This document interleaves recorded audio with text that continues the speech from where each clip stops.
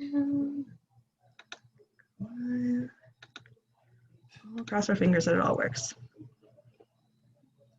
All righty. Thank you all coming for this week's Nature in Your Backyard Lunch and Learn. Sorry, I gotta close my door. And today we are really excited. This will be our last one, and it's probably on the topic that I know the least about. So I'm excited. We are talking about fungus and lichen today. And we've got two wonderful experts. So there's actually going to be sort of two short presentations. So you're going to get a lot of information in a very short amount of time. But as always, the video will be available for you guys to rewatch. And on Facebook, I think it's working.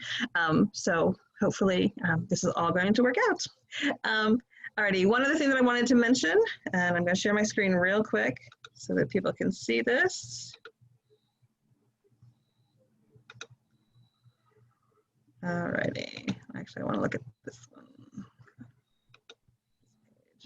Alrighty, so this is the last one of this Lunch and Learn series, but we are going to be doing another Lunch and Learn series starting the week after next, starting October 28th. This series is all about sustainability. So we're doing an introductory week, which is just sort of what is sustainability? What does that word mean? What does it mean when we talk about it? And then we're going to have some other great programs. Then we're doing one on solar energy, one on wind energy and its relation to birds, because I think that's a really important thing for us to focus on as an Audubon society. Wind is a great resource, but it has a lot of problems around birds. So we're going to talk about that. We are going to do a presentation on geothermal. We're going to skip the week for Thanksgiving, and then we're going to do 2 weeks into January that are much more about sort of sustainable habitats. So one is going to be all about sort of native plants and sort of creating habitats in your yard for wildlife. And then we have another one by a young woman who is working on designing rooftop habitats for birds. So the idea of having, you can even do this if you don't have a yard, you can still have these opportunities to do this. So that should be a really, really fun series. There is a separate sign up for that one. So if you go onto the website, you can sign up for that series as well. But it'll run just like this one has been running. So, alrighty, I'm done with my my little bit there. I'm going to turn it over to Luke Smithson, who's going to be talking with us today all about fungus. Alrighty, take it away, Luke. Okay, thanks, Stacey.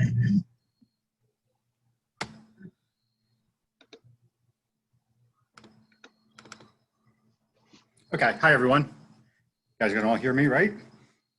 All right, so my name is Luke Smithson. I'm a mushroom enthusiast. I'm the former president of the New Jersey Mycological Association and still heavily involved with them, as well as the Philadelphia Mycology Club.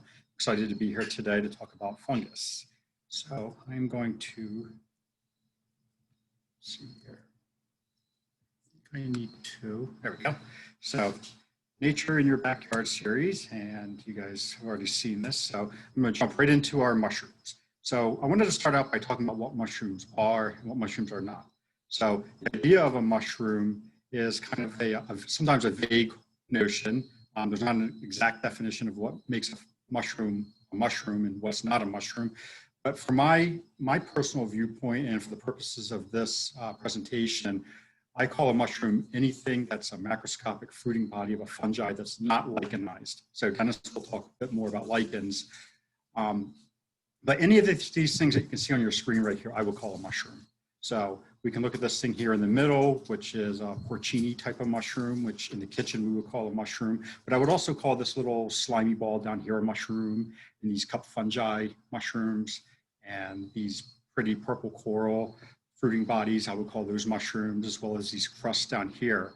And what these things all have in common, or what they actually are the fruiting bodies, the reproductive structures of a larger organism, a fungal organism that is living either in the ground in this case, or in this case, the actual fungus is living inside of this twig.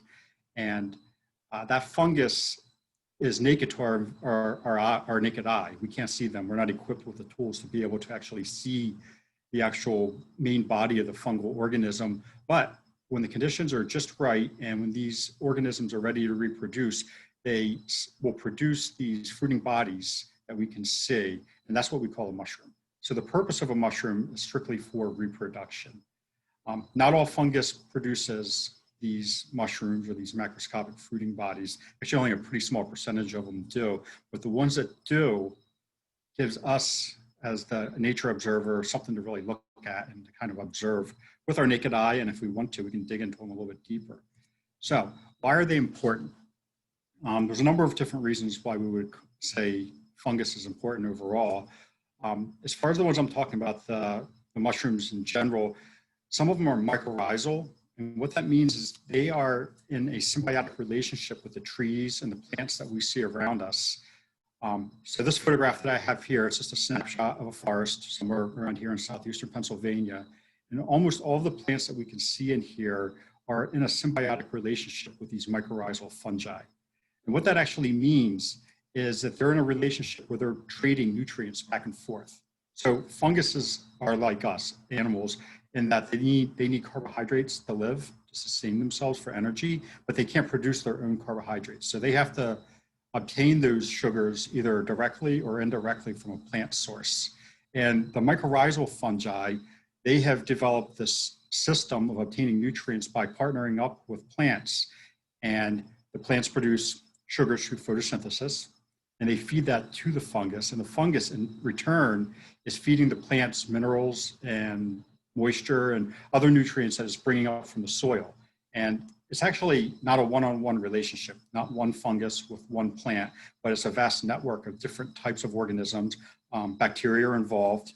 Sometimes the fungus can be thought of as a middleman. They're actually feeding the sugars to the bacteria and using the bacteria to draw minerals out of the soil. They're feeding to the trees. And you end up with this big network of nutritional web, nutrients being passed around in a web throughout the forest. So some of these trees here, oak trees, some of the pine trees, they can have dozens of different mycorrhizal partners at the same time. So not just one mushroom on one tree, but dozens and dozens of species and individual organisms all connected to dozens and dozens of trees, creating this vast mycorrhizal network. Other types of fungi, decomposers, for instance, they are getting their nutrients, their carbohydrates indirectly through plant materials. So they're taking, in this instance, a piece of wood, and they're decomposing this wood and getting their nutrients out of that.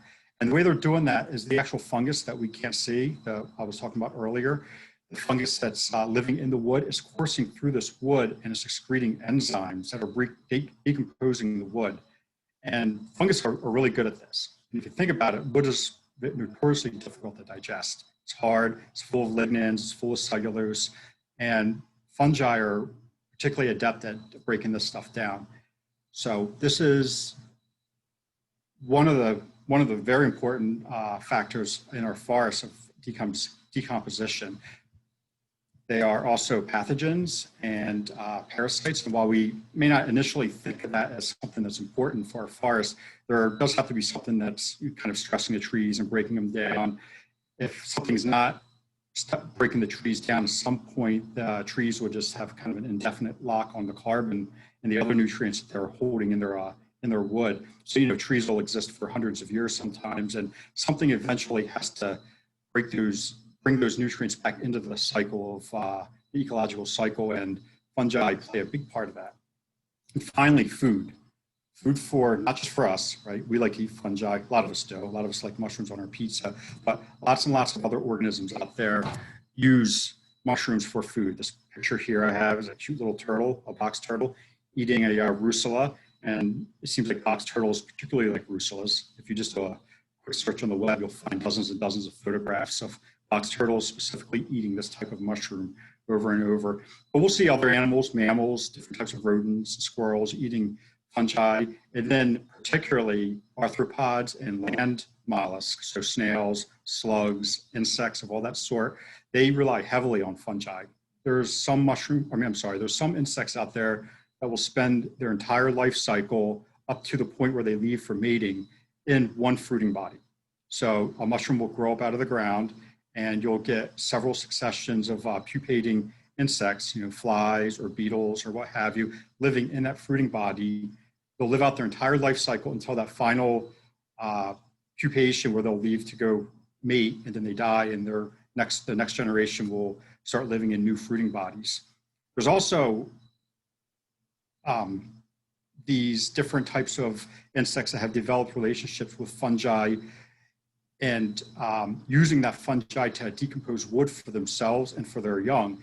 In particular, wasps and beetles are known for this, where when they pupate and they leave the wood that they've been living in, they'll bring along spores or bits and pieces of the fungus in little tiny pockets on their exoskeletons that have evolved just for carrying spores with them. And when they drill into a new piece of wood and lay their eggs, they'll also deposit these spores in there, and these spores will grow and kind of move ahead and soften up the wood, and then their larvae, the baby insects, the baby wasps, will eat that wood or eat that fungus that's in there, and then the whole cycle will repeat itself. So they're really, really important factors in our ecology. So how do we identify them, right? Everybody wants to know how to identify mushrooms. So I will say to start out with very, very careful observation. There's not very many tricks I can offer people for deciphering fungus other than just really learning the species and learning how to observe them. So I have a photograph here. This is a Gary Linkoff photograph. Incidentally, Gary Linkoff was the author of the Audubon's Mushrooms of North America. He wrote that in the 80s, and at the time it was a really good book. It's a little teacher, and he had this photograph that he passed around of these two different types of mushrooms. These are two distinct species of mushrooms that he found growing on the same log within just a couple of feet from each other. And if we look at these, initially they both just look like little brown mushrooms, and to the casual observer, somebody who's not really paying enough attention, they look very similar to each other, right? They're both kind of small, brown, growing out of wood. But when we look at them a little bit closer, we notice some key differences in them. One of the differences is that this stipe is very thin and has a very small ring on it, whereas this guy over here has a big, thick stem. I'm calling it a stipe. That's mycological lingo for stem. And it has this really heavy membrane on here that hasn't quite fallen down yet. When it does detach from this cap, it's going to be a big, heavy ring on there. So the little tiny ring and a big, heavy ring. We also notice, as much as we can see on here, this cap is kind of bald, kind of shiny brown, whereas on this one, if we look closely, we can see that there's little golden hairs on these, little tufts all over them. And then probably most importantly, one of the most important factors that I would notice immediately here is that these are all growing as a cluster. You see the point of attachment there, they've all grouped together, whereas these mushrooms are growing as individuals, kind of spaced apart from each other. So when we go to identify them, we see that this is a honey mushroom, and as the name would indicate, it's a popular edible and quite sought out quite enthusiastically by mushroom hunters right now. And the one on the left is the deadly gallerina. As the name indicates, it's quite toxic and they will kill you if you eat them. So this is why I say very careful observation, because these things can be really mixed up quickly and easily, and they grow right by each other sometimes. So some of the other ways, online resources. I have this link here. If you want to screenshot this or jot it down, it's kind of a clunky link, but it takes you to one of the best online resources I have that I know of for mushrooming.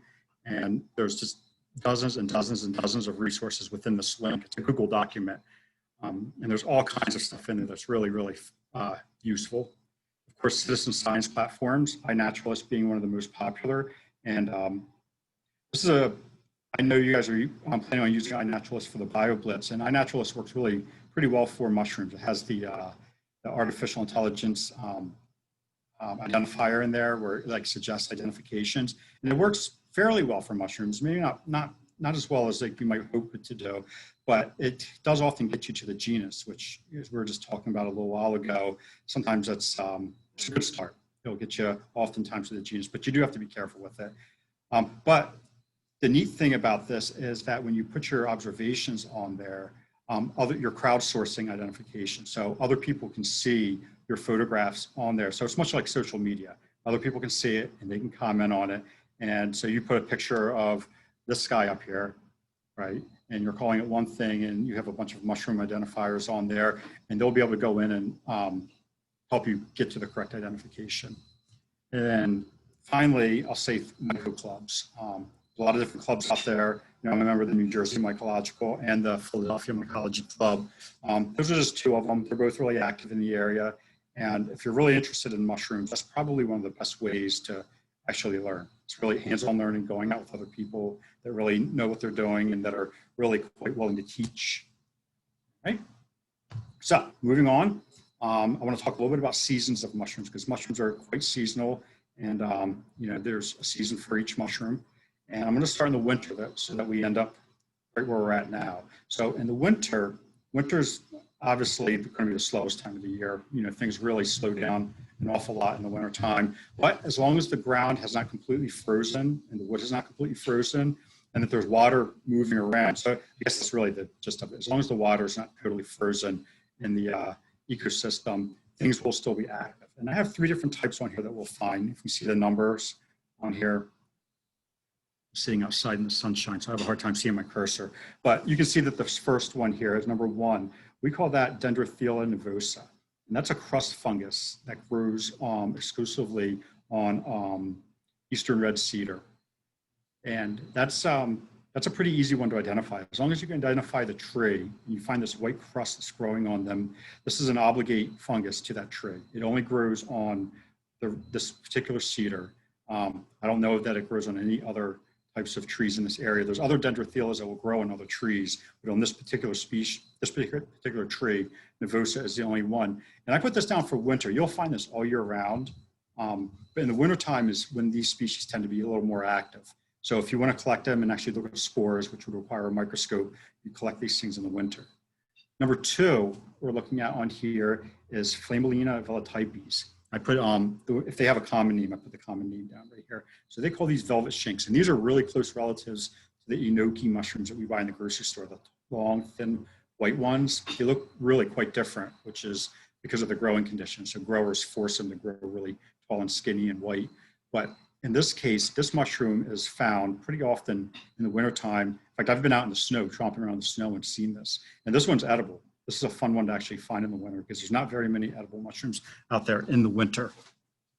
And then the final one on here, this Chlorosargoria species. So I just put down species because without a microscope, you can't really get to the actual species proper, the actual proper name of this without looking at the spores.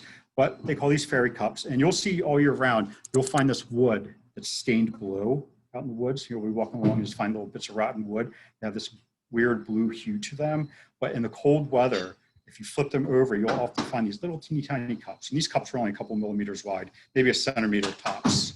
So those are some things you'll be able to find in the wintertime. As we go into spring starts to pick up and you start seeing a lot more action in the woods, both with mushrooms and mushroom hunters out there. You'll find, you start seeing morels. And morels, there's at least 4 or 5 species that grow in our area. We'll see them from March all the way through May. This particular one is tulip poplar morel. So these are little tiny ones that grow under tulip poplar trees, and they'll grow other places too, but it's a good trick for finding these is look for tulip poplars and then get on your hands and knees and really, you know, scour. They're pretty common, but they're hard to see. They really blend in. We start seeing other things growing, these Ceropora squamosus, dryad saddles. And this is just a little baby one. These are edible too, and they're this stage. I don't particularly think they're that great, but they are edible. I eat them maybe every 3 years, and then I remember why I don't normally eat them, and then, you know, go for a couple of years without eating them. But they're really pretty, and they'll get really big. They'll grow 12, 14 inches wide as they age. And they grow out of the sides of trees. They're decomposing trees. And then finally, this Pizziza species, these cup fungi. So this is a mushroom. You'll find a lot of these in the spring, these cup fungi, which actually, if you look here on my cursor, that's a cup fungi. This is technically a cup fungi as well. And because of time constraints, I'm not going to go too far into what that is, what the differences are between these different ones.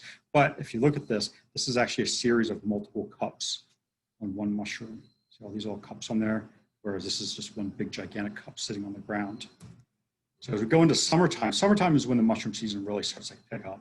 You know, the spring, there's stuff out there. You'll find a lot of mushroom hunters out there looking for morels, but there's not usually a whole lot of stuff out there. But as we go into July, as it really starts to heat up, as long as it's been raining, you know, mushrooms are very dependent on moisture. And if it's not raining, you're going to have a lousy mushroom season. But if it's raining, you're going to start seeing all kinds of crazy stuff out there in the summer.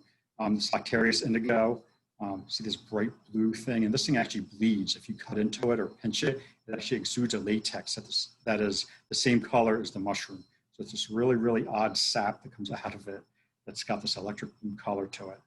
These things, this little CF down here means my best guess is a Xericomus sclerotium. Some of these boletes, this is a bolete, and often popular for eating. I don't know if this one's actually edible or not, but these things can be really difficult to identify. But you can see on here, see these scratches on them? Those are techniques I'm using to help identify. So when I first picked this, it was completely yellow all the way around. But as when I picked it up, I took my pocket knife and I scraped it and it bruised this deep blue. That helps me identify it because only certain ones are going to do that. And finally, I have these green russulas here, which are always fun to look at. So this is some colors here. And then as we go to fall, which is where we're at right now, any of these mushrooms that we see on here, you're likely to find in the woods right now. So this is a Latoporus sulphureus, the chicken of the woods. So these big orange mushrooms that are growing out of the sides of trees, popular when they're fresh and young. As they get a little bit older, this one might be, I probably wouldn't try to pick this one. It was a little bit woody. They're fun to find. And this one, I'll try to pronounce it for you, Punctularia strigosozonata. They also call it tree bacon because of the way it looks, but it's definitely not edible. Just if you felt it, you could tell that it wouldn't even be worth trying to eat because it's so tough and fibrous. And then finally, these honey mushrooms. These are, again, a popular edible right now, and people are picking these right now by the bucket load. And you'll often, when you find them, you'll often find buckets and buckets full of them. And these are pretty pathogenic to trees. They attack living trees and kill them. So the trees that you're finding them on are not doing so well, but they are part of the natural ecosystem out here. So that's where we're at right now in the fall. My time is almost up, but I will want to point out that you may think your mushroom season's over right now, but because of our geographic location, we get bonus season, late fall in the Jersey pine barrens. So as our mushrooms are dying off up here, like going to sleep for the winter, down in the Jersey pine barrens, right about now, it's really starting to pick up, and the ecosystem down there is completely different. Different trees and all the mushrooms, not all the mushrooms, but the majority of the mushroom species are different from what we're finding here up in the northeast or northwest of Philadelphia. So you start finding these steriums, and I will find a lot of steriums around here, but the species are different. This is a species I've never seen up here, but I see growing quite often down on the pine barrens. These little waxy cap mushrooms here. So these are little tiny things. We'll find waxy caps here, and we call them waxy caps because when you pick them up with and fill the gills with them, they have a waxy feel to them. And finally, this hypholoma here, which I've never seen in this area, but I find it down in the pine barrens and the bogs. So this we're fortunate to live around here, that we have two distinct ecosystems within a reasonable reach for us, that we can find very different mushrooms. So I'm going to wrap this up. I put this information up here about the BioBlitz, and that is my presentation. Thank you very much. All right, Luke, that was fabulous. Very quick, but fabulous. There were a couple questions. Joan was interested in knowing what kind of funguses grow on honey locust? Honey locust, okay. So honey locust, I would say any of the more generalist mushrooms that will attack deciduous wood would probably attack honey locust. So like the decomposers in particular. So I would expect you'd probably be able to find oyster mushrooms, chicken of the woods. Those mushrooms are kind of generalist. I'm not sure of any species that are obligate to that tree. And I'm also, this is my own personal observation, I usually don't see mycorrhizal stuff growing around locust trees, which would make me think that any mycorrhizal mushrooms that are growing with it probably don't produce mushrooms. So to answer the question, it would be kind of the general wood decayers that you would find on honey locust. Excellent. Somebody also mentioned that although they have a ton of tulip poplars, they don't remember ever seeing the little tulip poplar morels, and you said they were pretty common. About how big are you talking? The biggest ones that I ever find, and these are really big, would be like 4 inches, but probably more closely to 2 inches. But just because there's tulip poplars there, it doesn't mean the mushrooms actually live there. I think it has a lot to do with the soil composition. Morels seem to like alkaline soils, so you have to find areas that have the correct pH to it. And I think there's probably a lot of other environmental factors that I don't understand, but it's still a good way to find those. If you're looking for them, you look for forest full of poplars. And then it's hit or miss whether you're going to find them. Very cool. All righty. Fabulous. And this is a great time for fungus. I was saying that, just after, the rain, there's been a bunch of stuff popping up in my neighborhood. And fall's a great time. So hopefully we'll see lots of them out next week for the BioBlitz. And I'm glad Luke mentioned it, but we are using iNaturalist for the BioBlitz, and it does a really nice job with fungus. And I've used it several times and gotten some good responses. So fabulous. All righty. We are flying through all of this. So next, we're going to be talking about lichen with Dennis Waters. So Luke, if you could unshare your screen so Dennis can share his. And then we will take it away, Dennis. Okay. Can you hear me all right? Yep. Good. All right. Well, thank you, Stacy, and thanks to Luke for his excellent peek into the world of fungi. And now we will turn our attention to lichens, which we might think of as fungi plus. I'm very happy to see lichens getting equal billing here with insects and mammals and reptiles. Anyway, if nature were like cable TV, we would think of lichens as premium fungi, the fungi bundle. And what most nature lovers know about lichens is that they are symbiotic organisms, an interdependent relationship between a fungus and some photosynthetic partner, which is usually a green algae. And this is what is called an obligate relationship, meaning that neither can survive without its partner. The green plant provides sugars for the fungus to live on, much like the mycorrhizal situation that Luke was talking about.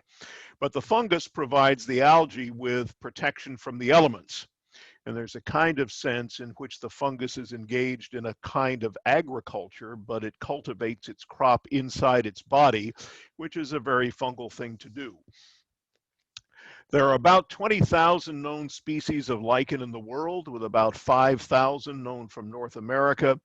And there are easily a couple hundred species in Bucks County, although there has not been a comprehensive survey. But this afternoon, we'll look at just a few of the common ones that you're likely to find in your neighborhood and that you'll need for the BioBlitz. Now, most people have not taken much time to look closely at lichens, so they all sort of look the same. But I think with a little bit of practice, you can learn to tell the common ones from one another. And we're going to focus this afternoon on just a handful of the very common ones. The key differences are in substrate, what they grow on, their growth form, their color, and a few reproductive structures. So we'll talk more about all of these in just a bit. Now, if you do decide to go out and look for lichens, I would recommend that you bring along a little hand lens. This is because many of the important characteristics are not quite visible to the naked eye. If you have really good vision, you may be able to pick it out. But they do look different, quite a bit different, with a little bit of magnification. So the lens that's used by most lichenologists is what's called a Hastings triplet with a 10x magnification. You can find these things for about $10 on Amazon. Hey, it's Prime Day. Maybe you can get them even cheaper. Just be sure to get the 10x magnification. So we're going to spend the next few minutes on these 4 questions, which should be sufficient for you to identify several of the common backyard lichens in Bucks County. So the 4 questions are: where does it grow? What shape is it? What color is it? And how does it reproduce? So the first step in figuring out what you've got is you have to ask where it's living, and this is called the substrate. Lichens don't get around much, and like many other fungi, they find a good spot and stay there. Unlike the mushrooms that Luke was talking about, however, lichens are more or less permanent fixtures. They are not seasonal, they are not ephemeral. If the lichen is there in the spring, it's also going to be there in the summer and the fall and the winter. But different lichens do have very different ideas on what constitutes a good home. And as you look around your neighborhood, the first place you'll encounter a lichen is probably on the trunk of a tree. And this is true whether you live on a farm, in a suburb, or even in the city. You'll find lichens growing on street trees in Philadelphia. These ones have adapted to an urban lifestyle. So in the case of lichens growing on trees, the substrate is bark. And lichens seem to know things about bark that we don't. Often different kinds of trees will play host to different kinds of lichen. One lichen you're almost certainly going to find is this one, which is called Flavoparmelia caparata. This lichen can grow quite large, but commonly it'll have a diameter of 2 to 5 inches. If you walk up to a random tree, odds are good that this lichen is growing on it somewhere. And we'll talk more about this lichen when we answer the rest of the 4 questions. The other large lichen you'll probably find on a tree trunk in your neighborhood is a Punctilia rudecta. It's often a companion to Flavoparmelia caparata, and it's usually about the same size. So bark is one substrate, but bare wood is another. Not bark, but wood. So weathered wood and rotting wood are good places to find lichens, and this includes decomposing logs in the forest and weathered wood like this that was found by a parking lot, or a dead tree that has shed all of its bark. So if you're looking at wood, you're most likely to meet either this lichen or one of its close relatives. This is Cladonia macilenta, and it shares a fondness for wood with most of the other members of its genus, which is Cladonia. A little less common, but far more charismatic, is this Cladonia, which is Cladonia cristatella, one of the few lichens that's distinctive enough to warrant a common name. So this is the British soldier lichen, so named because of its red cap. There are about a dozen fairly common cladonias in the mid-Atlantic. They're not that easy to tell apart, but almost all of them prefer to live on wood. Now, not everyone has rocks in their neighborhood, but in Bucks County, you don't have to travel too far to find some. So this is a diabase boulder. Diabase is the rock that makes up much of the high ground in Upper Bucks, like Jericho Mountain and Bowman's Hill. Now, diabase is like granite and sandstone. It contains a lot of silicon. And there are many lichens that prefer to live on rocks that are high in silicon. So these big splotches that you see on the rock are the most common rock-dwelling lichen in our area. And this is called Porpidia albocyrulescens, which is a mouthful. There's enough syllables there probably to name several lichens. But if you look at it with your lens, you'll see these little gray dots with these black rims. And these are the fruiting bodies. We'll talk more about them in a bit. Because they are gray with black rims, this leads some people to call this the smoky-eyed lichen. Now, lichens will also grow on rock-like surfaces that are made by humans, like these concrete drainage structures. Now, concrete contains a lot of calcium, which makes it more like limestone and less like the silicon-heavy rocks such as diabase. Now, we don't have a lot of limestone around here, so the best place to find lichens that are fond of calcium is on construction materials. Here you see some patterns of black and orange. So these are lichens that you would not see on diabase outcrops in the woods. And the lichens with the orange dots, this one is called Caloplaca ferocissima, and it's often found growing on concrete or on mortar and brick walls. Won't grow on the bricks, but it will grow on the mortar. The orange dots themselves are the fruiting bodies of the lichen. Now, there are many kinds of Caloplaca, but all the ones around here do have orange dots of one kind or another, and they grow on rock. And then finally, there are some lichens that will grow just about anywhere. They are not that picky. One of the first lichens to colonize any surface, metal or plastic, is this one, which is Physium miligrana. If you have an old gas grill or a tarp covering a wood pile, this is the lichen you are most likely to find there. It's quite pollution tolerant, and really is a very cosmopolitan lichen. So let's recap our substrates. We have bark, we have wood, we have rocks with a lot of silicon, we have construction materials with a lot of calcium, and then we have all kinds of manufactured surfaces. So this then brings us to our second question, which is what is the shape or the growth form or the gross morphology of the lichen. So the three major growth forms of lichen are crustose, foliose, and fruticose. Crustose lichens look almost like they've been spray painted onto their substrate. They don't have a true lower surface, and if you wanted to collect one, you'd have to take some of the substrate along with the lichen. Foliose lichens are also flat, but they have more of a leaf-like appearance and have a true underside that can be peeled off of the substrate. And fruticose lichens are not flat at all, but have a third dimension. So foliose and fruticose lichens taken together are often called macrolichens because they are much easier to see and identify than the crustose ones, which are called microlichens. So we'll start first with the foliose growth form. Most of these are lichens that we have already met. And you should remember this one. This is Flavoparmelia caparata, which is very common on trees. This is a classic foliose growth form. It is a big lichen, and you can see that these lobes along the edge of the lichen are very wide. Same thing is true for this one. This is Punctilia rudecta, which we saw before. Again, you can see it has very wide lobes and lives on the tree, and it's fairly flat, pressed down against the substrate. Now, Physia milligrana, which we saw a minute ago, is another foliose lichen, but it has lobes that are very narrow. They're so narrow that you really can't see them without some magnification. And another common foliose lichen with very narrow lobes is this yellow one, which is Candelaria concolor. It's usually found on bark and often in places where fertilizer has been applied. This lichen is a nitrophile. It thrives in places where there's an excess of nitrogen, so you'll find it on tree trunks next to farm fields, that kind of place. And again, you can see it has very, very narrow lobes. And a third common foliose lichen with narrow lobes is this one. Again, you see how narrow the lobes are. This is Phaeophysia rubropulchra.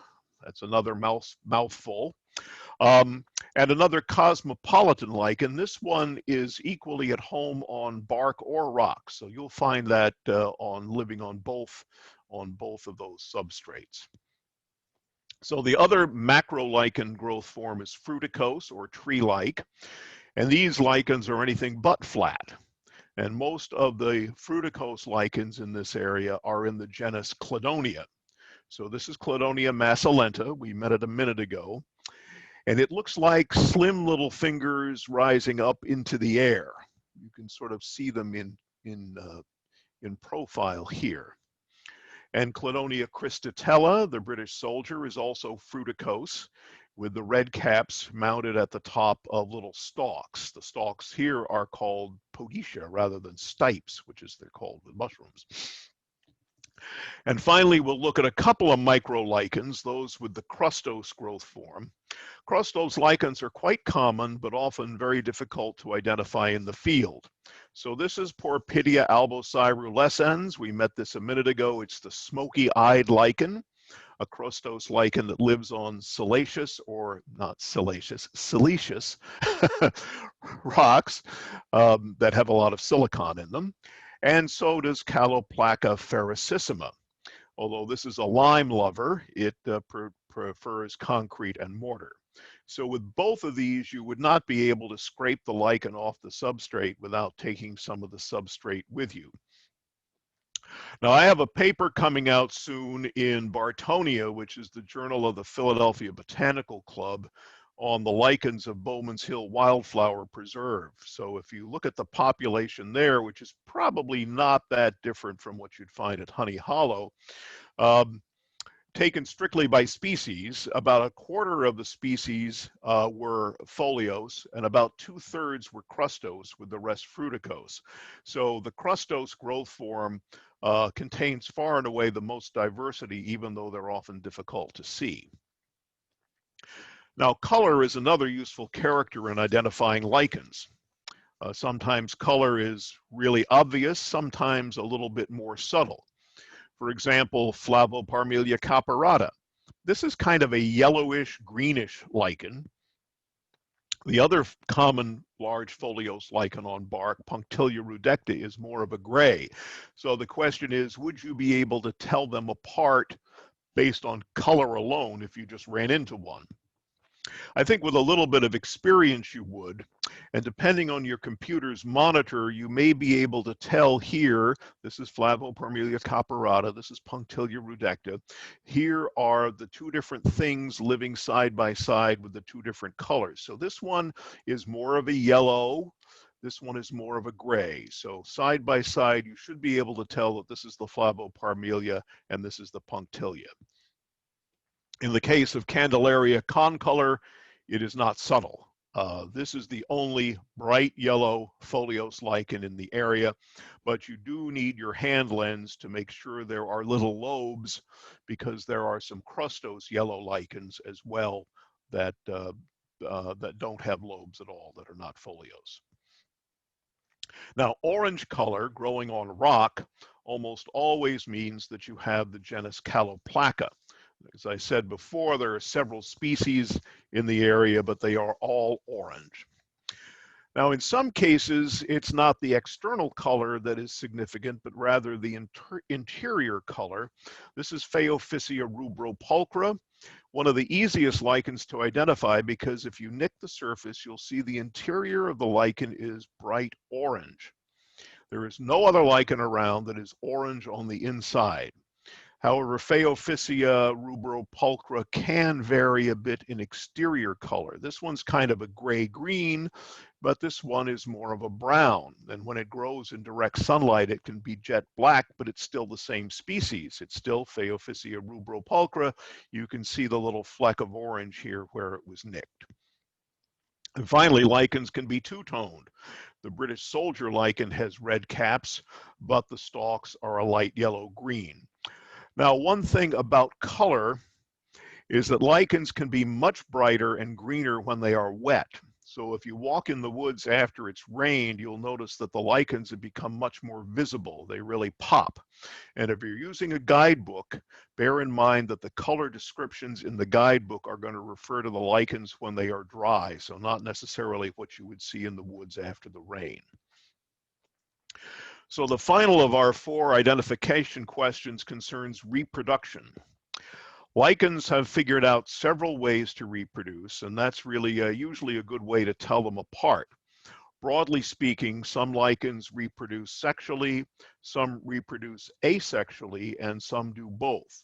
So to use this character, you really have to kind of break out your hand lens. Now, to reproduce asexually or vegetatively, lichens have developed little reproductive propagules that contain enough fungus and enough algae to start a new lichen somewhere else. Most of these take the form either of Ceridia or Ascidia.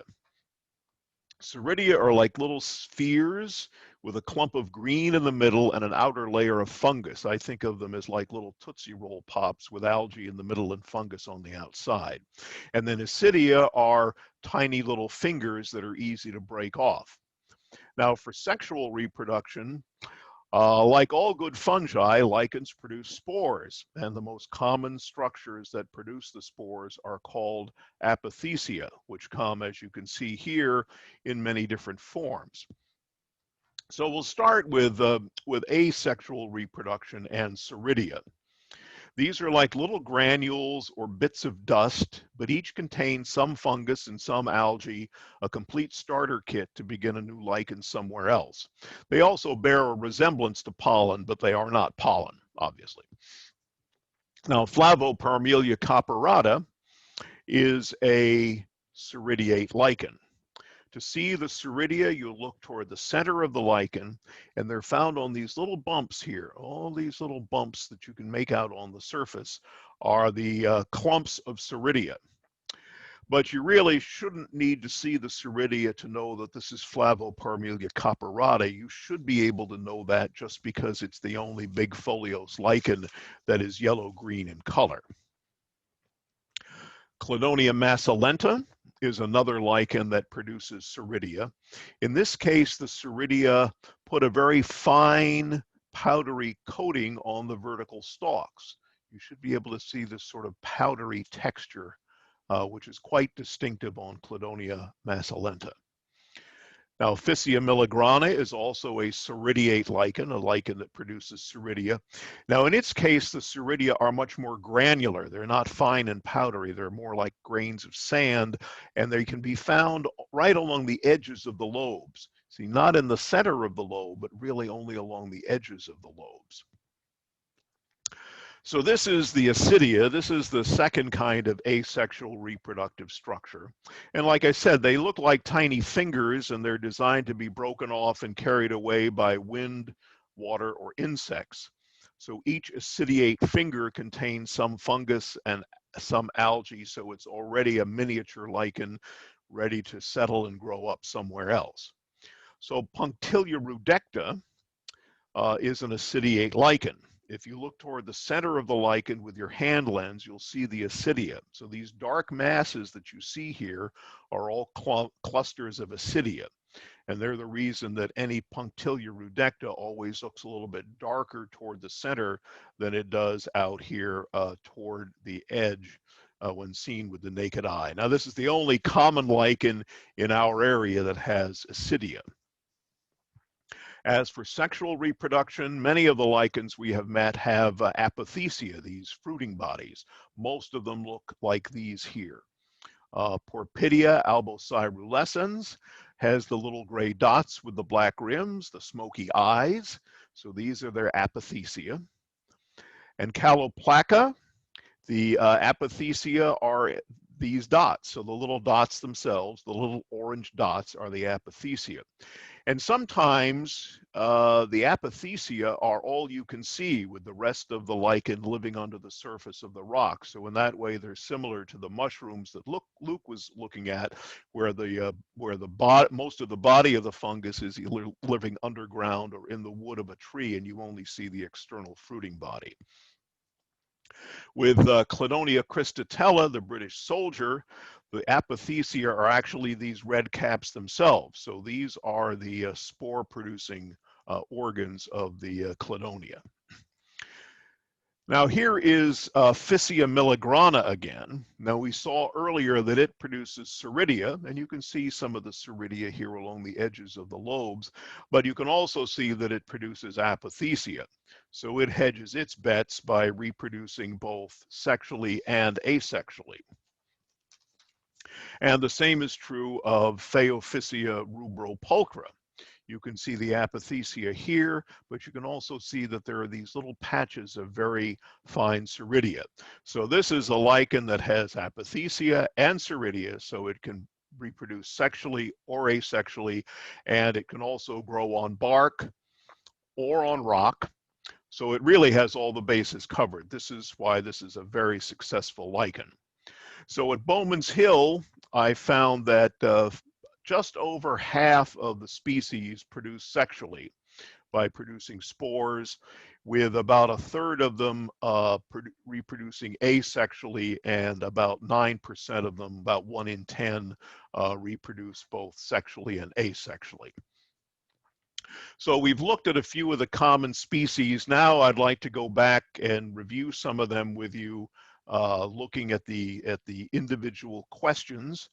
So let's talk about a lichen for which the substrate can be bark or rock, that has a foliose growth form with narrow lobes, that has an orange interior, and that reproduces by both ceridia and apothecia. So this is our Phaeophysia rubropulchra. And again, the major diagnostic you're going to use with this lichen is the orange interior. What about a lichen where the substrate is bark? The growth form is foliose with large lobes. The color is yellow-green, and it reproduces with ceridia. Well, that would be Flavoparmelia copperata. Again, this is the yellow-green is going to be the main characteristic, and this is a large lichen that grows on bark, very, very common. How about a lichen that grows on concrete or on limestone with the crustose growth form, orange in color, and reproduces with apothecia? Well, that's going to be any lichen in the genus Caloplaca.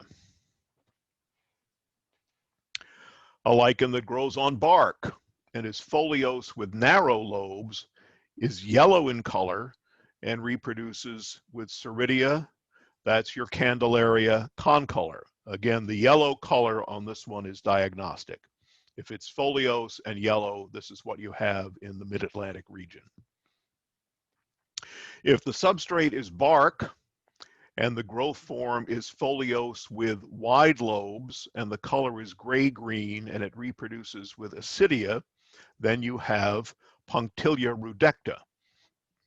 And this is really, the diagnostic here is really going to be the Accidia and the sort of dark looking masses toward the center of the lichen.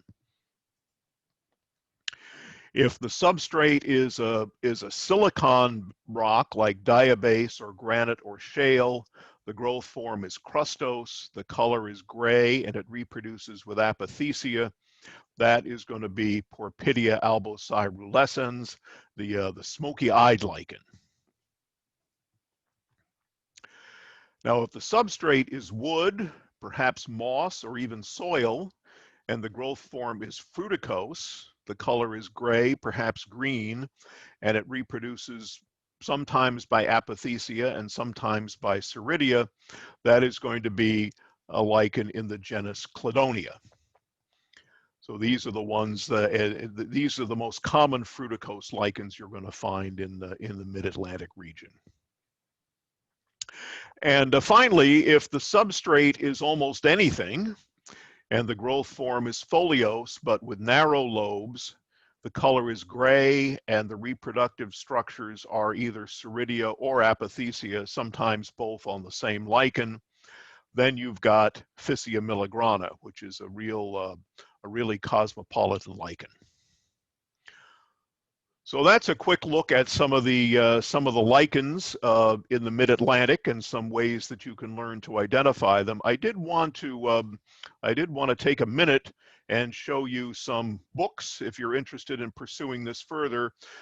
This one here is called The Common Lichens of Northeastern North America. This is published by the New York Botanical Garden. It's the closest thing to be a sort of a field guide to lichens. It's written by two Canadians. Their idea of what Northeastern North America is a little bit different from ours, but most of the common species that you find in the Mid-Atlantic are going to be in here. If you're in the coastal plain, this was recently published by the Torrey Botanical Society. This is called Delmarva Lichens, an illustrated manual. This one's a little more technical, but it's a very thorough discussion of lichens that you're going to find in coastal plain regions, which has a different flora from what you're going to find in the uplands. This one was just published. This was by the University of Tennessee Press. This is the Field Guide to the Lichens of Great Smoky Mountains National Park. Now, you may wonder what that has to do with us, but in fact, most of the lichens that you're going to find in the highlands and in the Piedmont regions of Pennsylvania and New Jersey are going to be discussed here, and the discussions and descriptions are very thorough and quite whimsical. And then what we think of in lichenology as the anti-field guide, which is Brodo's Lichens of North America. You can see how thick this book is. It's a real coffee table book, so that would be a one to not take out in the field with you, but it is quite thorough and has absolutely gorgeous pictures. So, so that's some literature that you can use if you want to pursue lichenology further, and I encourage you to do so. Thanks, Stacy. Thank you, Dennis. That was fabulous. We do have a couple of questions, and we've got a couple minutes, so it's perfect. So Laura says that she's seen a lot of lichen on her dogwood tree and has noticed it as something that seems to reoccur a lot on dogwoods. Is there a specific type that does that? Or you mentioned a lot of general ones. Do they not care about what type of tree it is, or do some of them like certain types of trees? Well, most of the ones that we've been looking at this afternoon are going to be pretty much generalists with the ones that do grow on bark. I mean, there are some that will grow as with some of the mushrooms that that Luke was talking about. There are some that have very specific bark substrates. Like there's a lichen in the pine barrens that grows only on the bark of the eastern white cedar. So there are a few of those, but I don't know of anything that is quite specific to dogwood. The only tree that tends to have a very distinctive flora that you're likely to run into is the tree that's sometimes called ironwood or the carpinus musclewood. And there are a few lichens that tend to like that particular bark quite a bit, but most of them are pretty general. Excellent. And Diane asks, for lichen that reproduce sexually, do they need a partner or are they hermaphrodites? I don't know that much about how you get to spores. Once the spores are out in the world, it's every spore for itself. Part of the problem with sexual reproduction in a lichen is that a lichen is a two-part thing. So you need the fungus and you need the algae, and the spore is only from the fungus. So these spores have to go out into the world, and they have to hope that they land somewhere where there's a little bit of algae that they can partner with to build a new lichen. Obviously, they've figured out how to do this, but how that actually happens is not that well understood. All righty. Fascinating. Although I think we should try at some point to come up with some more common names because that's one of the things, and the mycologists like Luke are kind of halfway there. They've got common names for a lot of things, but in lichens, very, very few things have common names. So it's not like butterflies and birds and flowers and that kind of thing. You really have to learn the scientific names. Yes. Well, excellent. Well, this was wonderful, and I think really helpful if anyone's going to be doing our BioBlitz, or even if they just want to sort of see what's in their backyard, because I recognize a lot of those as ones that I've seen before. So now I'll pay more attention to them. So we really appreciate both Luke and Dennis. Thank you so much. This was fascinating. I wish we could have done an hour with both of you because I think we could have learned so much more. Maybe the next time around, we'll hopefully we'll have this series again, and we'll try it a little bit differently. So one more plug before we wrap up with everybody. We are doing our socially distanced BioBlitz. So if you have not yet signed up but want to come out at some point, starting from Sunday, the 18th through the 24th, to come and do some inventory of an area of our property, please sign up. You can sign up on our website. If you're not sure what you want to do, you can contact me or you can contact Diane and we'll help you sort of figure it out. But it can be lots of fun. And definitely, if you aren't going to do that, definitely I recommend iNaturalist to, even just figure out what's in your backyard and record that. It's a lot of fun. So thank you all so much. This has been a great series. Hopefully everyone will also sign up for our sustainability series that will start not next week, but the week after on the 28th. So thank you all, and everyone have a great day. All right, thank you, everyone. So much. That was wonderful. Thank you. Thank you so much. I really enjoyed this whole series.